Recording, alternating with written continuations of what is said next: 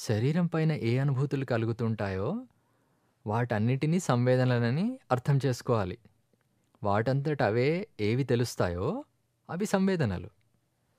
వేడెక్కడం, చెమటలు పట్టడం, అదరటం, బరువుగా అనిపించడం, ఇవన్నీ శరీర ధర్మాలు.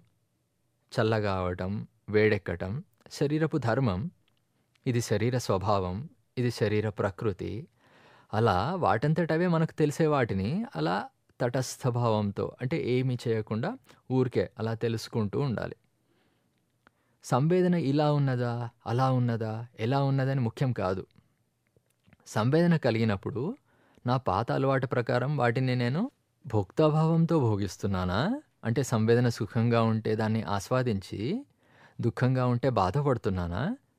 లేక దాన్ని సాక్షీభావంతో, ద్రష్టాభావంతో, తటస్థ భావంతో ఊరికే తెలుసుకుంటున్నానా?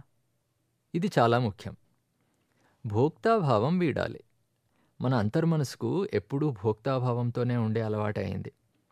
మనం ఆ అలవాటుని ద్రష్టాభావానికి, సాక్షీభావానికి, తటస్థ భావానికి మారుస్తాం. ఇదే ఈ సాధన ఉద్దేశం.